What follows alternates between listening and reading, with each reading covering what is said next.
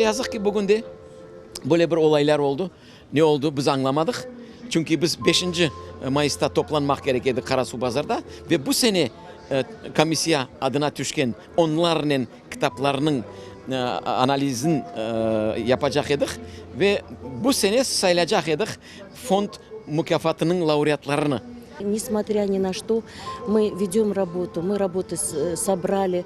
Мы сейчас будем делать новостной, потому что каждый день поступают звонки, а что будет, а неужели все закрылось? Ничего пока не закрылось, все идет своим чередом, работой принятой. И я думаю, недалек тот день, когда мы вынесем все-таки вердикт вот тем поступившим работам и проведем это на том же достойном уровне, как это мы делали каждый год вместе с Ресульбеем. Bu başta bir bizim Kırım Tatar edebiyatına, medeniyetine, sanatına urulgan bir balta dep sayam ben. Onun için herhalde adaletli insanlar olsa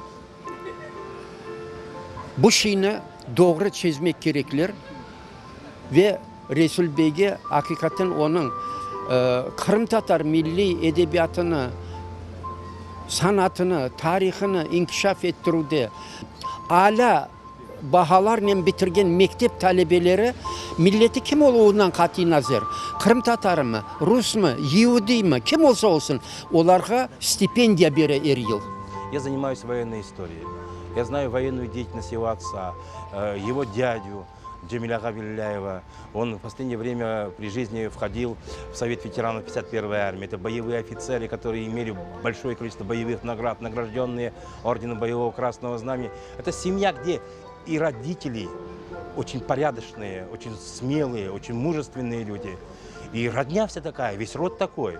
И то, что он сегодня содержится в одних из таких, наверное, самых закрытых следственных изоляторов Российской Федерации, Лефортово, где содержатся те, кто обвиняется по очень тяжким преступлениям, а ему инкриминируют обычные экономические какие-то действия, допустим, но это просто необъяснимо. Ресуль Гавилляев – личность, безусловно, весьма значительного масштаба, я бы сказал, всекрымского масштаба. Награждение лауреатов премии Чобанзаде было, безусловно, и является одним из наиболее ярких событий всей научной, литературной жизни крымских татар. Почему? Потому что есть как бы мероприятие государством, которое организуется. У них больше возможностей. В данном случае речь идет просто о частном лице, который своими усилиями, своими финансами, он делает праздник. И все это происходило благодаря ему, его энергии, благодаря его таланту как бизнесмена, благодаря его просто безграничного патриотизма, любви к крымско-татарской культуре, к ее языку, литературе, любви к его городу, в котором он живет, и которому он столько много принес, для которого он так много сделал.